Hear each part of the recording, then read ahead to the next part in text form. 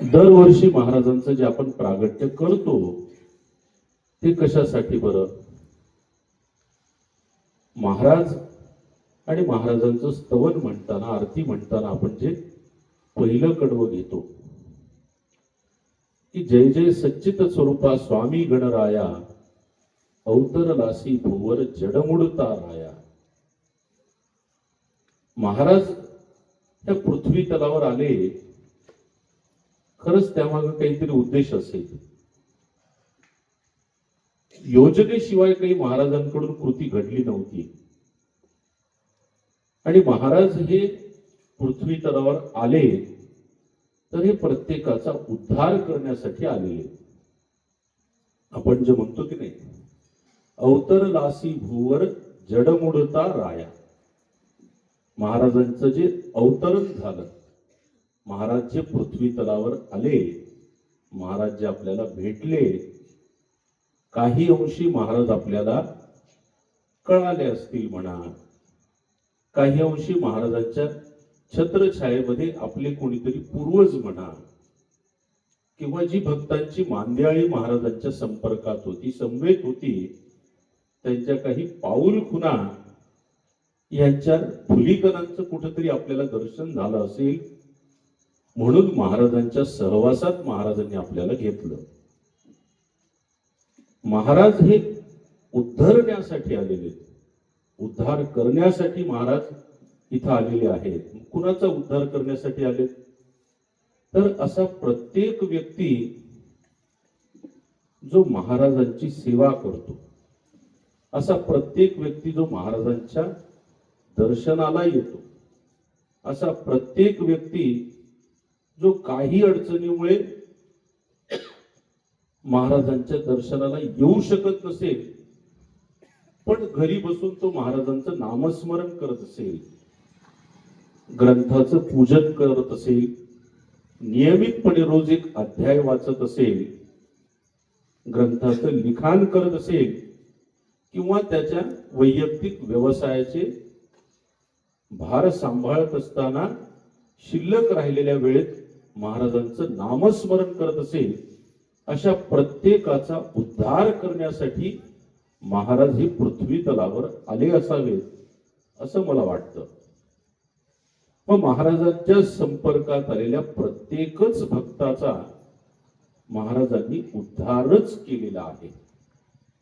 अगदी बंकटलाल महाराजांपासून बाळाभाऊ पर्यंत प्रत्येक भक्ताचं जर आपण उदाहरण घेतलं, त्या प्रत्येकाचाच महाराजांनी उद्धार केला होता.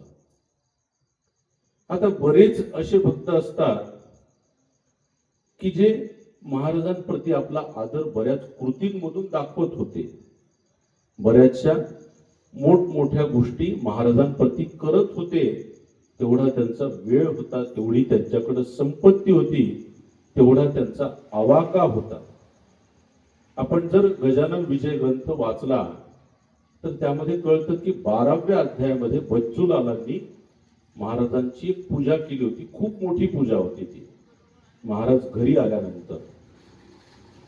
आता ती प्रत्येकाला शक्य होईल असं नाही, पण ज्या बच्चूलालांनी ती पूजा केली आणि त्यावेळेस जे बरेच भक्त महाराजांचं नामस्मरण घरी करत असतील, ग्रंथाचं वाचन करत असतील, अगदी हातावर 4च अक्षदा घेऊन महाराजांना अर्पण करून महाराजांच्या दोन्ही हातांनी पाया पडत असतील, त्या प्रत्येकाचाच महाराजांनी उद्धार केलेला आहे.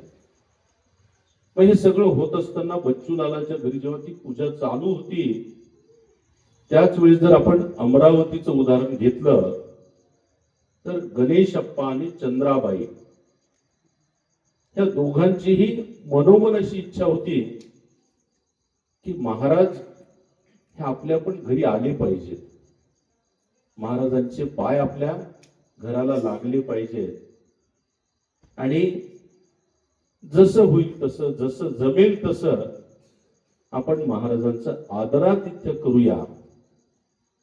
पण ते ही गोष्ट कुणाला बोलूनही दाखवू शकत नव्हते, कारण नुकतीच ती पूजा बच्चूलालांकडे झाली होती आणि त्याचा आवाका म्हणा, प्रशस्तता म्हणा, त्याचं जे मोठं स्वरूप होतं म्हणा, हे सगळं त्यांनी पाहिलं होतं. आणि ते सगळं काही आपल्या आवाक्याच्या बाहेर आहे. त्याच्यामुळे आपल्याला ते जमू शकेल, आपण ते करू शकू, याच्याबद्दल थोडस त्यांच्या मनामध्ये अशाश्वतता होती असं म्हणा, किंवा त्यांना ते जमणार नव्हतं म्हणा. पण मनातून एक त्यांना पुरेपूर इच्छा मात्र होती की महाराज आपल्या घरी आले पाहिजेत, महाराजांचे पाय आपल्या घराला लागले पाहिजेत. आणि खरंच जर महाराज आपल्या घरी आले तर आपल्यालाही असं वाटेल की खरीच आपल्या भक्तीची संपन्नता झाली, खरंच आपली भक्ती महाराजांनी मान्य केली आणि खरंच आपला भाव महाराजांपर्यंत पोहोचला. आणि त्यानंतर काय झालं, महाराजांनी ती गोष्ट ओळखली बरं का. महाराजांना हे सगळं ठाऊक असतं की आपल्याला नेमकं काय पाहिजे. महाराजांना लक्षात आलं आणि त्यानंतर महाराजांनी गणेशप्पाला सांगितलं की चल, मी तुझ्या घरी येणार आहे, मला तुझ्या घरी यायची इच्छा आहे. आणि महाराज गणेशप्पाच्या घरी अमरावतीला गेले होते. म्हणजे आपले महाराज कसे आहेत बरं, आपले महाराज मनकवडे, आपल्याला मनामध्ये काय वाटतंय ते सगळं ओळखतात. आणि त्याच्यानंतर जर ती गोष्ट समाजासाठी, आपल्या विचारांसाठी, आपल्या कार्यासाठी आणि सर्वांसाठी जर हितकारक असेल तर नक्कीच महाराज आपला हेतू पूर्ण करतात, की आपल्याला प्रदान करतात. अगदी एखादं पद असेल, एखादा पुरस्कार असेल, एखादी भक्ती मार्गातली सेवा असेल, एखादं कार्य आपल्या हातून करून घ्यायचं असेल, आणि त्या सगळ्याच गोष्टी खऱ्या अर्थानं प्रत्येकासाठीच, समाजासाठी, त्या व्यक्तीसाठी, त्याच्या सोबतच्या इतर व्यक्तींसाठी, त्याच्या कृतीचा परिणाम ज्या लोकांवर घडणार आहे अशा प्रत्येकासाठी जेव्हा तो हेतू उदार असेल, उदात्त असेल, तेव्हा तो हेतू महाराज आपल्याकडून साध्य करून घेत असतात. बंकटलालांचंही जर उदाहरण आपण घेतलं तर महाराजांनी बंकटलालांचा सुद्धा उद्धारच केला. बंकटलालांनी महाराजांना घरी नेऊन जी सेवा केली, आपण ती गजानन विजय ग्रंथामध्ये काल आमच्या ज्येष्ठताई सेनताई यांच्याकडून आपण पारायणामधून ऐकली. त्या सेवेची फलश्रुती काय झाली बरं. आजही आपण शेगाव मध्ये गेल्यानंतर बंकटलालांचं घर हे बंकट सदक म्हणून ख्यात कीर्त आहे. आणि तिथे हजारो भक्त आजही दर्शनाला दररोज येतात. बंकटलालांची कीर्ती ही आजही महाराजांच्या सेवेत आहे आणि त्यामधून महाराजांनी बंकटलालांचा सुद्धा उद्धारच केला. महाराज जे अवतरले ते उद्धार करण्यासाठीच अवतरले होते. जो माझ्याकडे येईल, काही कारणामुळे जो माझ्यापर्यंत पोहोचू शकणार नाही, काही जणांची सेवा ही समाजाला परिचित असेल, माहीत असेल, आणि काही जणांची सेवा त्यांच्या पुरतीच मर्यादित जरी असली, घरीच आपल्याला शक्य होईल ती सेवा करत असतील, तरी सुद्धा अशा प्रत्येकाच्या उद्धारासाठीच महाराज अवतरले होते. जे आपण म्हणतो जडमुडता राया.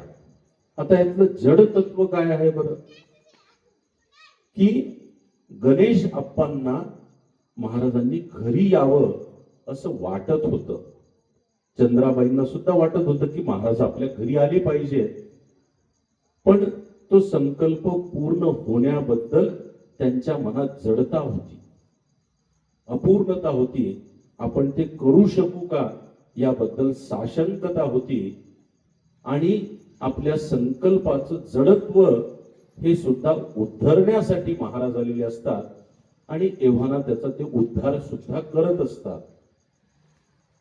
अगदी पहिल्या अध्यायापासून 21व्या अध्यायापर्यंत आपण जर वेगवेगळी उदाहरणं जी भक्तांची मांदियाळी आपण पाहत गेलो तर त्यातली असंख्य उदाहरणं आपल्याला सापडतात.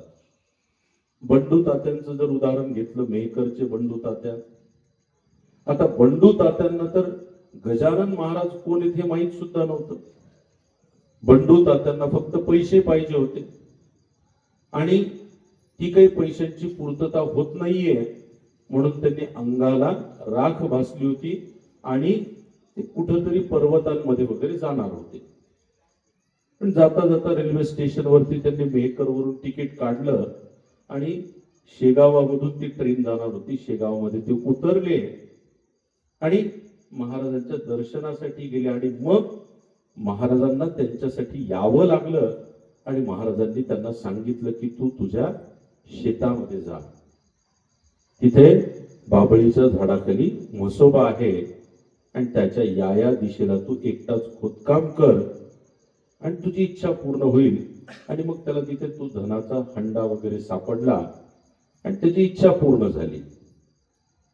महाराजांकडे काहीतरी आपण जेव्हा मागणं मागत असतो, आपण काहीतरी अडचणीमध्ये असतो, तेव्हा त्या अडचणीतून सोडवण्यासाठी, आपल्या मनातले संकल्प पूर्ण करण्यासाठी, भलेही एखादा भूमिहीन असेल तर त्याला भूमी मिळण्यासाठी, एखादं लहान मूल असेल तर त्यालाही वाटतं मला मोठं व्हायचंय, एखाद्याला वाटतं मला स्पर्धेत यश मिळवायचंय, जो श्रीमंत आहे त्याला वाटतं मला आणखीन श्रीमंत व्हायचंय, एखाद्यावर कशाचं तरी ऋण असेल तर त्याला वाटतं मला त्या ऋणातून मुक्त व्हायचंय, एखाद्याचं वय वाढलं असेल तर त्याला असं वाटतं की माझ्या व्याधी सगळ्या मावळल्या पाहिजेत.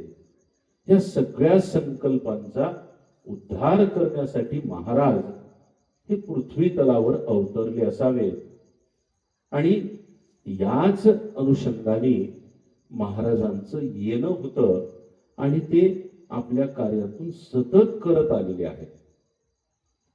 मग हे महाराजांचं जे प्रागट्य आहे ते दरवर्षी का करायचं बरं? महाराजांचा प्रगट दिन म्हणजे काय?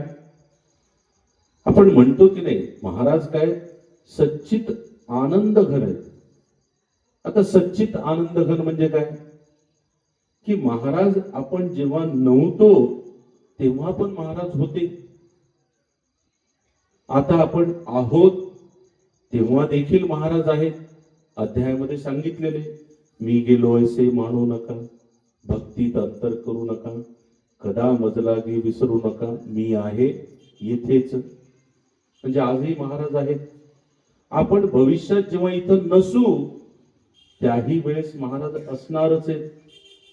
मग हे महाराजांचं प्रगटीकरण हे कायमच आहेच आहे.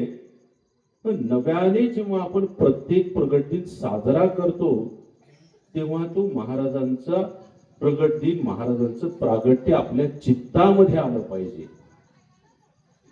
यासाठी प्रगट दिन साजरा करायचा. महाराजांचं प्रागट्य जर आपल्या चित्तामध्ये आलं तर आपल्या वाणीमध्ये शुद्धता निर्माण होईल, आपल्या आचारामध्ये शुद्धता येईल, आपल्या विचारांमध्ये शुद्धता येईल, अगदी आपल्या वागण्यामध्ये, बोलण्यामध्ये, आपल्या कार्यामध्ये, आपल्या व्यवसायामध्ये, आपल्या सेवेमध्ये, आपल्या जबाबदारीमध्ये, आपल्या प्रत्येक निर्णयामध्ये आणि आपण जी काही कृती महाराजांच्या कृपेने करत असतो एव्हाना महाराज आपल्याकडून ती कृती करून घेत असतात. या आपल्या चित्तामध्ये जर महाराजांचं प्रागट्य आलं तर त्याच्यामध्ये वरचेवर शुद्धता निर्माण होईल.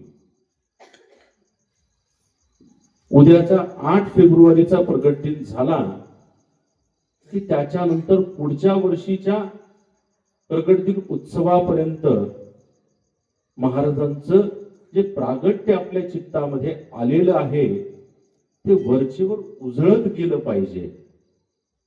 गत वर्षामध्ये आपल्यामध्ये जे काही दोष होते, आपल्या बोलण्यात असतील, विचारात असतील, वागण्यात असतील कृतीमध्ये झाले असतील, सेवेमध्ये झाले असतील, व्यवहारात झाले असतील, समाजामध्ये झाले असतील, हे सगळे दोष जर महाराजांचं प्रागट्य आपल्या चित्तामध्ये असेल तर ते वरचेवर कमी होत जातील. आणि गेल्या एका वर्षामध्ये जे काही आपले दुर्गुण आहेत, ज्या काही आपल्यातल्या उणीवा आहेत, त्या कमी कमी होत जातील आणि आपलं चित्त वरचेवर शुद्ध होत जाईल.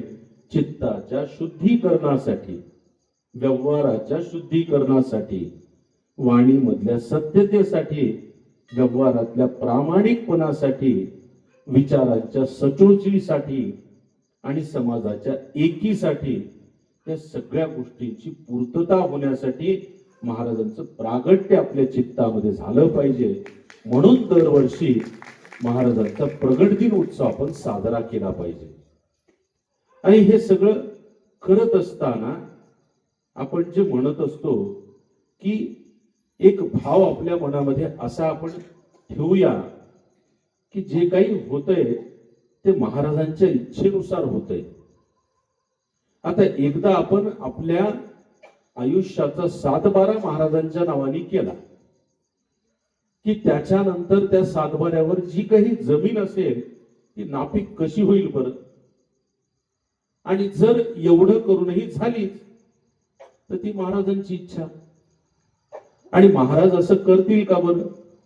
त्याच्यामुळं संपूर्ण भार महाराजांवर निस्वार्थपणे सोडून दिला पाहिजे.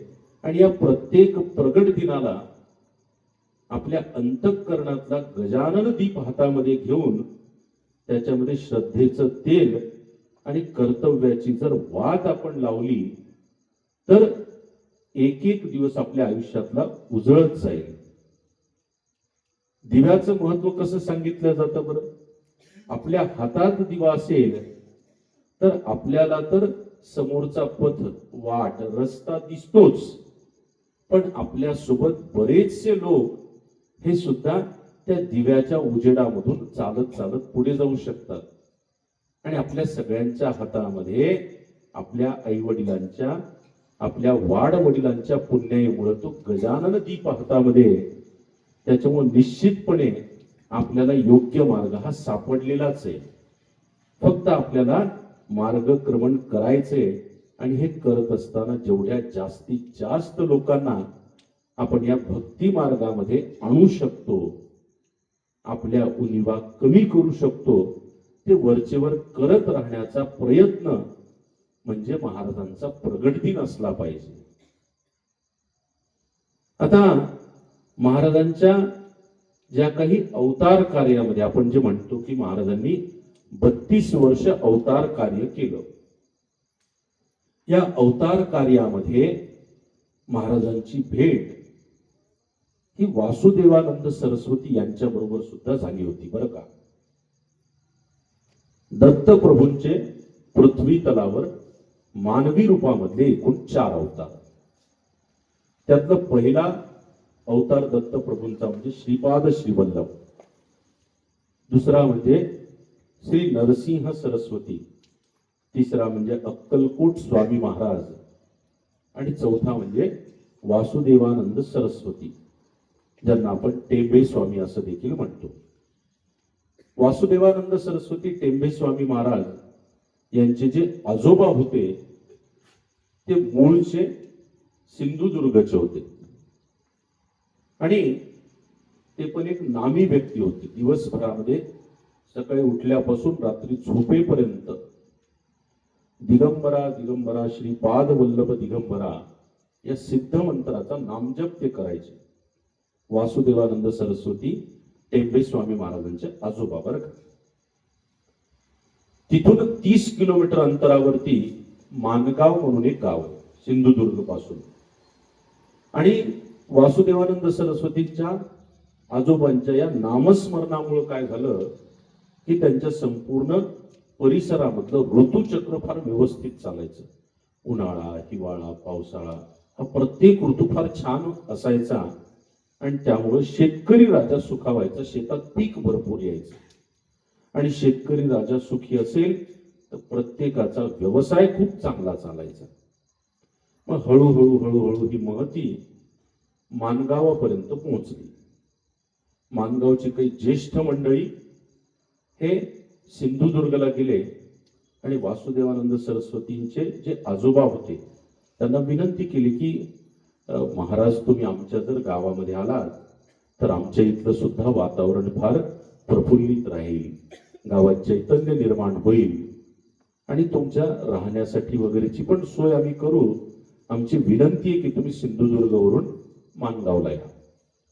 त्यांचे आजोबा त्या विनंतीवरून माणगावला आले आणि आल्यानंतर मग गावातली एक अतिशय उंचावरची चढावरची जागा त्यांना निवासस्थान राहण्यासाठी म्हणून देण्यात आली. आणि उंचावरच्या जागेला टेंभा असं म्हणतात तिकडे माणगावकडे, आणि म्हणून त्यांचं आडनाव टेंभे स्वामी असं पडलं. यांची चिरंजीव म्हणजे महाजी स्वामी, म्हणजे वासुदेवानंद सरस्वतींचे वडील. आणि या महाजी स्वामींना एकूण 2 मुलं होती. एक म्हणजे वासुदेवानंद सरस्वती आणि दुसरे म्हणजे सीताराम महाराज. आणि ही दोन्ही मुलं बालपणापासूनच फार विद्वान होती. त्यामध्ये वासुदेवानंद सरस्वती स्वामी महाराज हे दत्तप्रभूंचा जवळपास संपूर्ण अवतार म्हणून संबोधल्या जातात. आणि सीताराम महाराज सुद्धा दत्तप्रभूंचंच नामस्मरण करायचे. नामस्मरणाचं महत्व हे देखील खूप जास्त आहे, म्हणून मी तो आशय घेतो. आणि गजानन महाराजांची त्यांच्याशी झालेली भेट. मग सीताराम महाराजांचे एक शिष्य होऊन गेले. आमच्या परभणीच्या समोर 75 किलोमीटरवर हिंगोली म्हणून गाव, तिथे एक हेमराज म्हणून सीताराम महाराजांचे भक्त होते आणि माहेश्वरी परिवारातले होते. त्यांचा परिवार अजूनही हिंगोलीला आहे. आणि जेव्हा त्यांच्या हेमराजजींची सीताराम महाराजांबरोबर भेट झाली तेव्हा त्यांना विनंती केली की मला अनुग्रह द्या.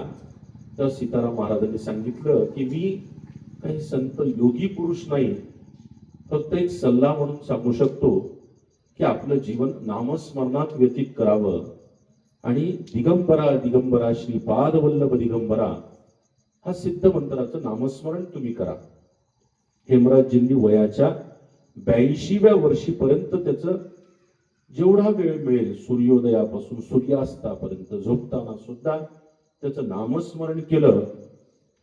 त्याचा परिणाम असा झाला की येणारा भविष्य काळ त्यांना दिसायचा. 82व्या वर्षी जेव्हा त्यांचे सगळे अवयव क्षीण झाले, थकले, तेव्हा त्यांना कळालं की आता आपला मृत्यू जवळ आलाय, समीप आलेला आहे. आणि यमराज न्यायला आलेला त्यांना दिसला, रेड्यावर बसलेला. आणि त्यांना सांगितलं, चला तुमचा आता पृथ्वीवरचा वेळ संपलेला आहे, पण मनुष्याचा जन्म कसा सोडावा वाटेल.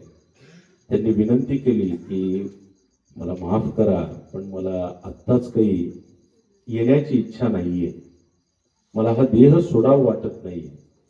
यमराजांनी सांगितलं की जे विधिलिखित आहे ते करावं लागतं. जातस्यही ध्रुवोर मृत्यू हो, जन्मलेल्याचा मृत्यू अटळ आहे.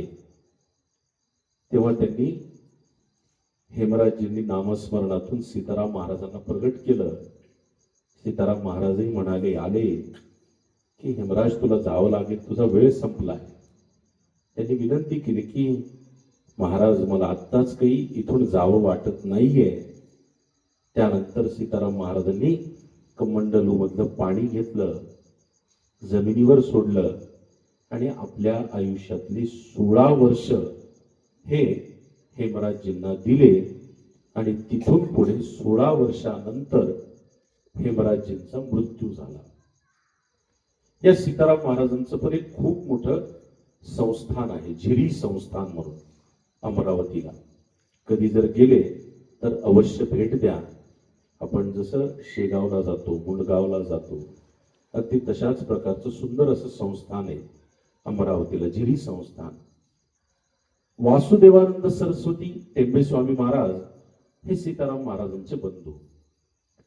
हे बालपणापासूनच इतके तेजस्वी होते की घरी झोपताना सुद्धा ते तुळशी वृंदावनाची सावली जिथं पडते त्या सावलीत झोपायचे. आणि त्याचं सुद्धा चैतन्य हे आपल्या शरीरामध्ये येईल हे त्यांना उपजत होतं, जन्मापासून माहीत होतं.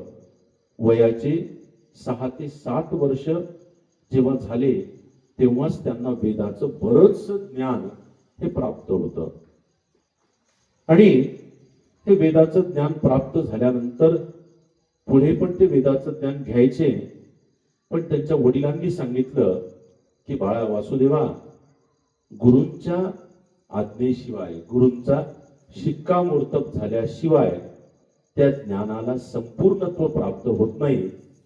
म्हणून आपल्या इथून एक 6-7 किलोमीटर अंतरावरती एका गुरुजींचं गुरुकुल आहे, तिथं तू जात जा. तिथून पुढे वेदाचं ज्ञान घे आणि मग तुझं ज्ञान हे संपूर्णत्वाला पोहोचेल. वडिलांनी सांगितल्यानंतर वडिलांचं वाक्य ते ब्रह्मवाक्य मानायचे. गावातली 30-35 मुलं माणगावमधून एक जंगलातून पायवाट होती. अगदी एक माणूस पायी पायी जाऊ शकेल एवढीच पायवाट होती. पायवाट संपली तिथे त्या गुरुजींचं घर होतं आणि 30-35 लहान लहान मुलं सगळी मिळून दररोज सकाळी गुरुजींकडे जायची. आपलं धोतर नेसलेलं, मुंज झालेली, शेंडी लांब, जानवं आणि खेळत खेळत खेळत ती सगळी मुलं जायची. एकदा जात असताना त्या पायी वाटेमध्ये सगळ्यात पुढे जो सुकुमार होता, मुलगा होता, त्याला पुढे वाटेत एक साप दिसला. खूप मोठा साप होता. त्यावर तो म्हणाला, अरे वासुदेवा, इथं साप आहे बरं का, खूप मोठा, चावेल बरं का. तर वासुदेवाने सांगितलं की थांबा, त्याला कोणी काही इजा करू नका. त्यांनी बाजूची वाळू घेतली, वेदामधला एक मंत्र म्हटला आणि त्या सापाच्या भोवती ती वाळू टाकली, सापाला बंधनात टाकलं. वासुदेवांनी सांगितलं की आता चला, तो निश्चित पडलाय, आपण जाऊया, तो आता कोणाला काही इजा करणार नाही. ते गेले, गुरुजींच्या गुरुकुलात पोहोचले. दिवसभर वेदाचं ज्ञान घेतलं. संध्याकाळी परत आपल्या घराकडे निघाले. वाटेत आल्यानंतर परत ती मुलं ओरडत होती, अरे तो साप असेल ना. वासुदेवांनी सांगितलं की चला. सगळे चालत चालत राहिले. तर ते म्हटले, वासुदेवा, तू बंधनात टाकलेला साप अजूनही शांत आहे बरं का, हे बघ तशाला तसाच निश्चित पडलाय. तर ते सगळेजण त्याला ओलांडून गेले.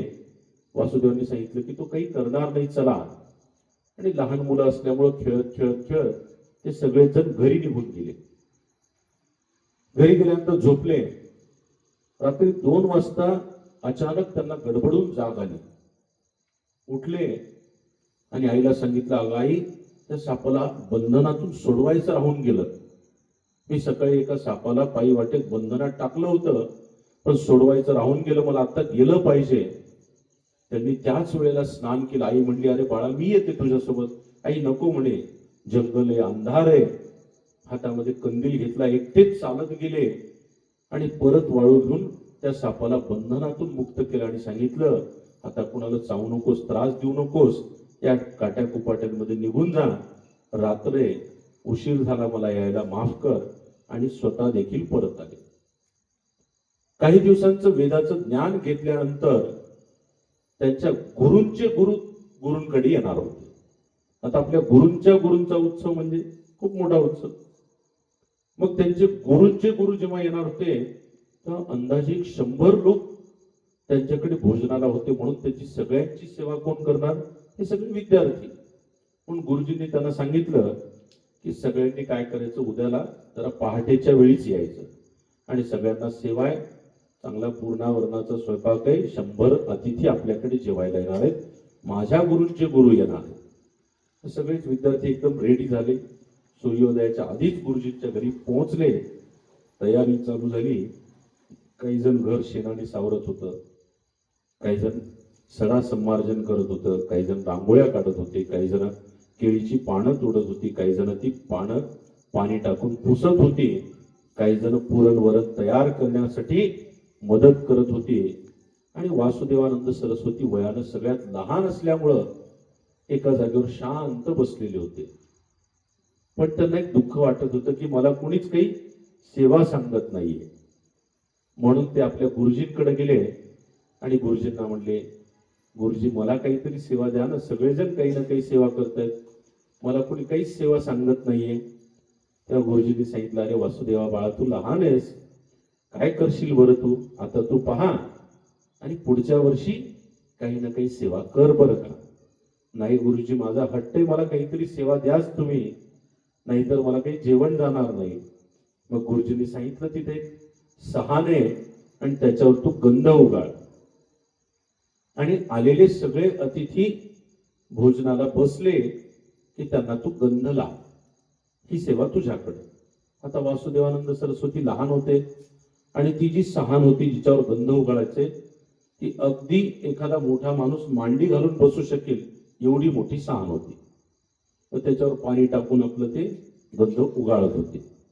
उगाळत उगाळत उगाळत त्यांना थोड्या वेळानं झोप यायला लागली. म्हणून त्यांनी काहीतरी म्हटलं पाहिजे, म्हणून त्यांनी वेदामधला सूर्य सुक्त, सूर्य मंत्र म्हटला आणि ते गंध पूर्ण उगाळलं.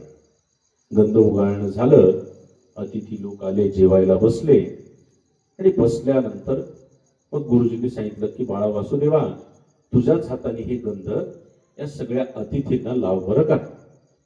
ते म्हणले ठीक आहे गुरुजी. त्यांना तर आनंदच वाटत होता, आपल्याला सेवा भेटली.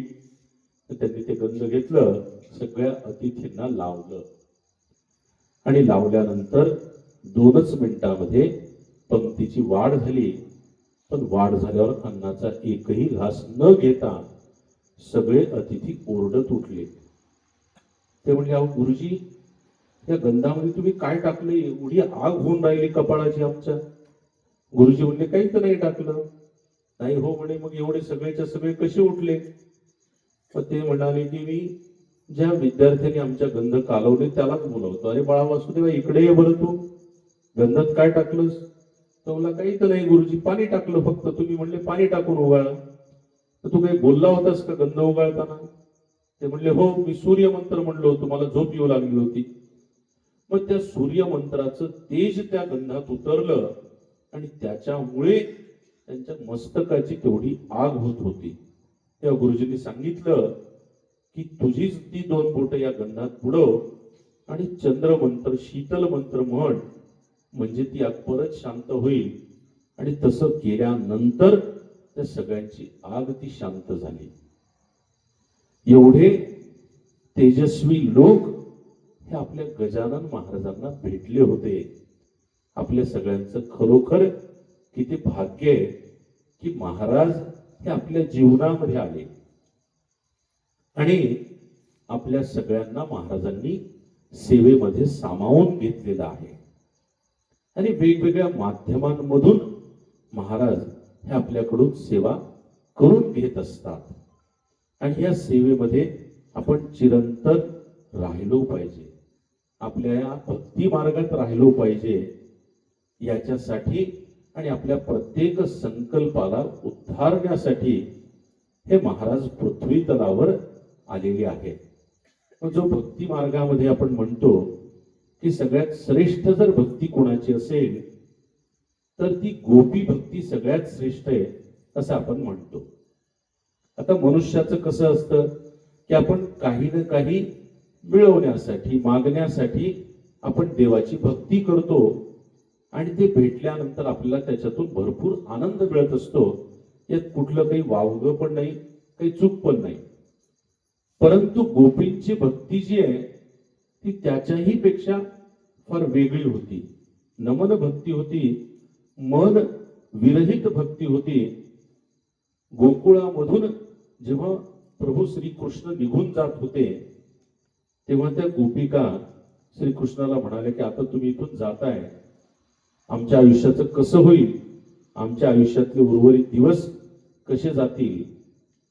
पण काळाची मागणी होती, त्यांना जावं लागलं.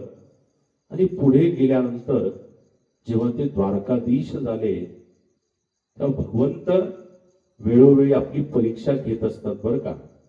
आणि त्या परीक्षेमध्ये आपण पास झालं पाहिजे. पास होण्यासाठी आपण संपूर्णपणे महाराजांचे असलो पाहिजे.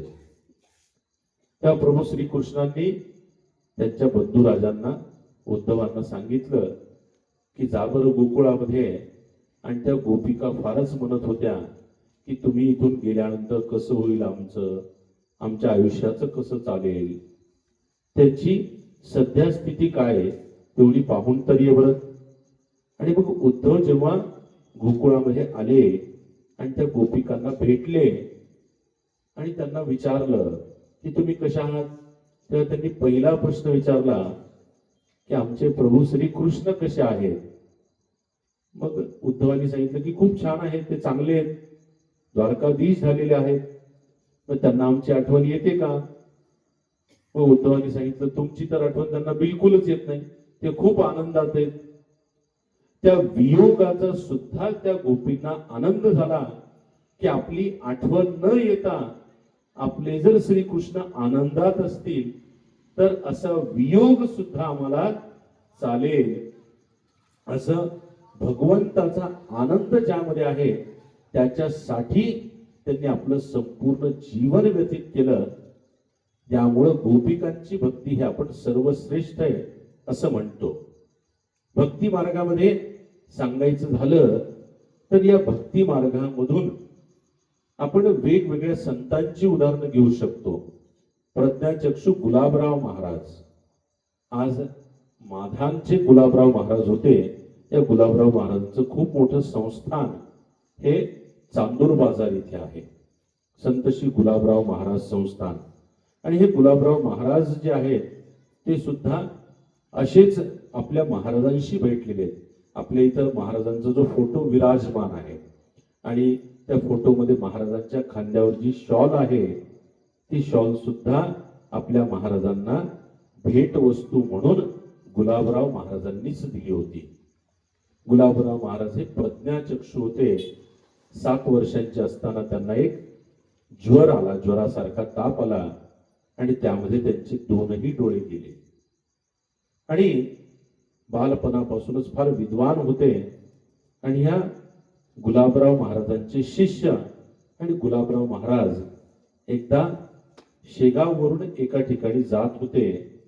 जात असताना गुलाबराव महाराजांची मनोमन अशी इच्छा होती की आपला गुरुबंधू शेगावला आहे आणि त्याची आपली भेट झाली पाहिजे. त्यांनी आपल्या शिष्यांना सांगितलं की काहीतरी प्रयोजन करा, मला शेगावला थांबायचं, माझा गुरुबंधू आहे, त्याची भेट झाली पाहिजे. तर शिष्यांनी सांगितलं की हे काही होऊ शकत नाही, कारण रेल्वेचा थांबा शेगावला नाहीये.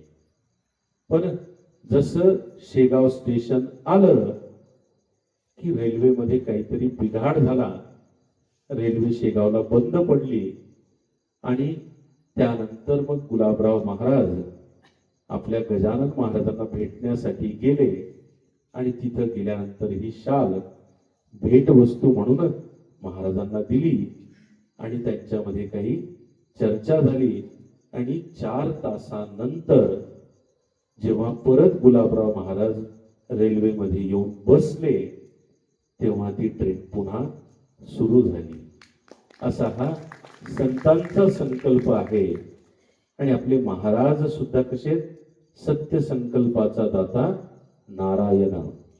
त्याच्यामुळं आपण पण आपल्या आयुष्यामध्ये जे काही संकल्प करत असतो आणि त्या संकल्पाला जी जडत्वता काही कारणांमुळे येते, कधी आपण आपला संकल्प बोलू शकत नाही, कधी व्यक्त होऊ शकत नाही, कधी सांगू शकत नाही, किंवा तो पूर्ण होईल की नाही याबद्दलची एक साशंकता आपल्या मनात असते.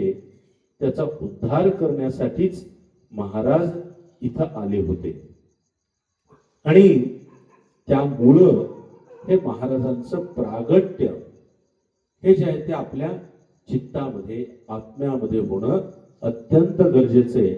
आणि वरचेवर त्याला तो उजाळा मिळत गेला पाहिजे.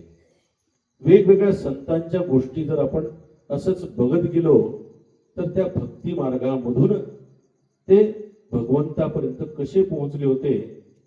आजचं जे प्रयागराज आहे त्या प्रयागराज पासून 28 किलोमीटर अंतरावरती एक बांधा नावाचं गाव आहे. या बांधा नावाच्या गावामध्ये एक संत तुलसीदास म्हणून जन्माला आले होते. आणि हे संत तुलसीदास बालपणापासूनच भक्ती मार्गामध्ये होते. आणि दररोज संध्याकाळी गावामधल्या एका वृक्षाच्या खाली ते वेगवेगळ्या भगवंतांच्या कथेचं चिंतन करायचे आणि त्याच्यासाठी संपूर्ण गाव गोळा व्हायचं ती कथा ऐकायला. दिवे लागणीच्या वेळेला ते संत तुलसीदास प्रभू श्रीरामांच्या म्हणा किंवा इतर संतांच्या कथा आणि त्याच्यातून समाजाचं प्रबोधन करायचे. असं सलग 12 वर्ष चाललं. 12 वर्षानंतर काय झालं, ज्या झाडाखाली ते या कथा सांगायचे त्या झाडावर एक पिशाच होतं, राक्षस होतं, भूत होतं.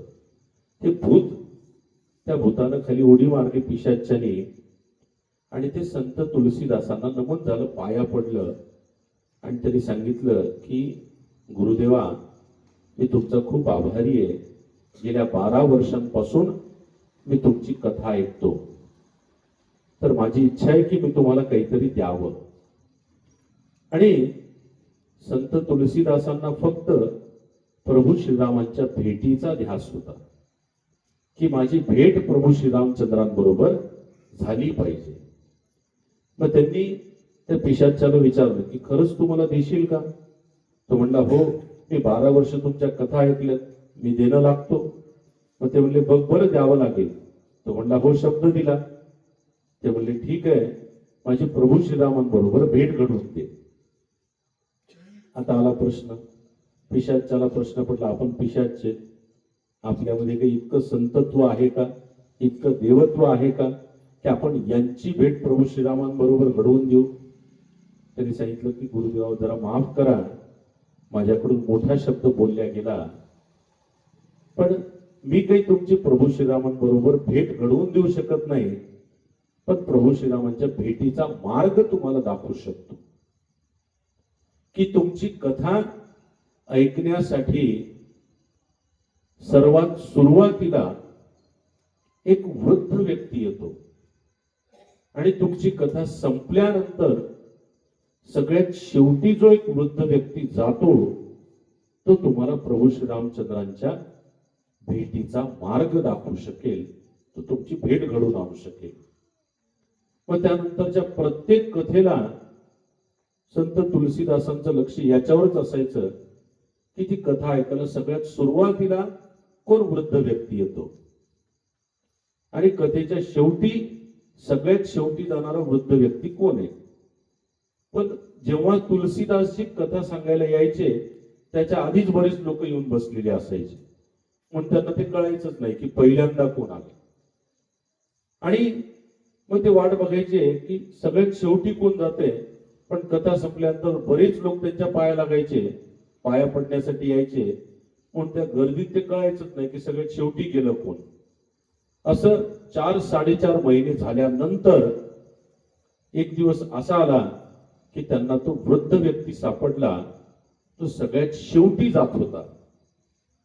तुलसीदासजी गेले आणि पटकन त्यांचे पाय धरले आणि त्यांना सांगितलं की मला प्रभू श्रीरामचंद्रांची भेट घडवून द्या आणि तुम्हीच ती मला घडवून देऊ शकता.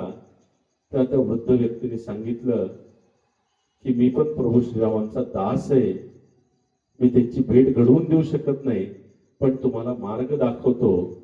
आणि ते स्वतःच्या रूपात प्रगट झाले, ते म्हणजे बजरंग बली होते, मारुती राया होते. त्यांनी पण तुलसीदासांच्या कथा 12 वर्ष ऐकल्या होत्या.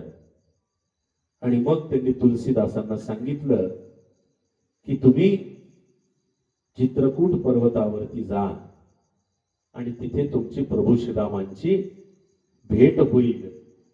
सांगितल्याप्रमाणे ते चित्रकूट पर्वतावरती गेले आणि गेल्यानंतर करायचं काय, तर आलेल्या प्रत्येक व्यक्तीला आपण गंध लावत जाऊ आणि दिवसभर प्रभू श्रीरामांचं नामस्मरण करू या भावनेमधून मग ते आलेल्या प्रत्येकाला गंध लावायचे. एके दिवशी घोड्यावरती 2 सुकुमार तिथे आले, त्या दोघांनाही तुलसीदासांनी गंध लावलं आणि लावल्यानंतर त्यांचा जो तेजपुंज चेहरा होता, त्यानंतर त्याला तुलसीदासांना त्याची प्रचिती झाली की हे 2 सुकुमार म्हणजे प्रभू श्री राम आणि लक्ष्मण आहेत आणि तिथे त्यांची ती इच्छा पूर्ण झाली आणि त्यानंतर उर्वरित आयुष्यामध्ये त्यांनी रामचरित मानस हा ग्रंथ लिहिला. हा ग्रंथ सुद्धा सगळ्यात सुरुवातीला जेव्हा लिहिला तेव्हा तो हिंदी भाषेमध्ये लिहिला होता. नंतर त्याचं संस्कृतामध्ये अनुवादन झालं आणि त्याच्यानंतर हा जो ग्रंथ आहे तो कळसास पोहोचला. आणि हा ग्रंथ सुद्धा घेऊन तो दररोज उशाशी झोपायचे, एका झोपडीमध्ये राहायचे. पण बरेच लोक, चोर, दरोडेखोर हा ग्रंथ नेण्यासाठी, त्यांच्यावर हल्ला करण्यासाठी यायचे. पण काहीतरी व्हायचं आणि ते त्या झोपडीपासून दूर निघून जायचे. एके दिवशी रात्री उठल्यानंतर तुलसीदास हे लघुशंकेसाठी गेले आणि वापस येताना काही दरोडेखोर त्यांना आपल्या झोपडीकडे जाताना दिसले. त्यांच्या हातामध्ये काही कुऱ्हाडी होत्या, तलवार होती, काही हत्यार होते. पण झोपडीपर्यंत गेल्यानंतर त्यांना काहीतरी दिसलं आणि ते लोक परत जात होते. तुलसीदासांनी जवळ येऊन पाहिलं की आपल्या झोपडीजवळ असं काय आहे ज्याला घाबरून हे लोक पळून जात आहेत. तेव्हा त्यांना दिसलं की 4 बंधू राम, लक्ष्मण, भरत आणि शत्रुघ्न हे त्या झोपडीचं संरक्षण करत होते. झोपडीमध्ये गेल्यानंतर तुलसीदासजी तो ग्रंथ घेऊन फार रडले आणि त्यांना फार वाईट वाटलं की संपूर्ण जगाचा सांभाळ करणाऱ्या भगवंताला माझ्या रक्षणासाठी इथं थांबावं लागतंय. लगेच तो ग्रंथ दुसऱ्याच दिवशी त्यांनी तिथल्या राजाला प्रदान केला आणि अशा पद्धतीने ते सेवेमध्ये कार्यरत झाले. जे आपण प्रत्येक संतांचा महिमा आपण वाचू, ऐकू, त्यामधून त्यांची निस्वार्थ भक्ती हे आपल्याला पाहायला मिळते. आणि त्या भक्ती मार्गामध्येच महाराजांनी आपल्याला सामावून घ्यावं, त्या भक्तांच्या मांदियाळीमध्ये आपल्याला देखील ठेवावं, आपल्या संकल्पांचा उद्धार करावा, वरचेवर आपलं आयुष्य उजळ करावं, वर्षामधल्या होणाऱ्या चुका, उणिवा कमी कराव्यात, आपला व्यवहार, विचार, आचार, वागणूक ही शुद्ध करावी, यासाठीच महाराजांचं अवतरण झालं असावं. आणि म्हणून आपण सगळेजण आपल्या चित्तामध्ये महाराजांना प्रगट करूया आणि त्यासाठीच महाराजांचा प्रगट दिन आपण दरवर्षी साजरा करूया. नित्य नियमाने महाराजांचं प्रागट्य आपल्या चित्तामध्ये जर झालं तर दरवर्षी आपल्या सगळ्या गोष्टींमध्ये सुधारणा होईल आणि त्यासाठीच महाराज अवतरले आहेत. आज इथे सोयगाव परिवाराने मला जी बोलण्याची संधी दिली त्याबद्दल मी सोयगाव परिवाराचे मनापासून आभार मानतो. काल फोनवर माझं सुनील देशपांडे सरांसोबत बोलणं झालं. देशपांडे सरांनी सुद्धा प्रकाश भाऊंना, मंडोरी मामांना, राजू सेठला, किशोर सेठ आहेत, सगळ्यांना, सतीश भाऊंना, वाडेकर ताईंना, सगळ्या सोयगाव परिवारांना सप्रेम जय गजानन सांगितलं आहे आणि तुमची खूप आठवण त्यांनी काढलेली आहे. सोयगावला का यायचं, शेगावला का जायचं, ते इथं आल्यानंतर सुद्धा आपण बऱ्याच चांगल्या गोष्टी, सेवाभाव हा शिकून जात असतो आणि कदाचित ते शिकवण्यासाठीच महाराजांनी आज इथं पाठवलं असेल असं मला वाटतं. शेवटी मी 2च वाक्य बोलून माझं बोलणं थांबवतो, माझ्या शब्दांना पूर्ण विराम देतो. हेची दान देगा देवा, तुझा विसर न व्हावा, गुण गाईन आवडी, हीच माझी सर्व गोडी, न लगे मुक्ती आणि संपदा, संत संग दे सदा, संत संग दे सदा. बोल गजानन महाराज की जय. जय गजानन, श्री गजानन.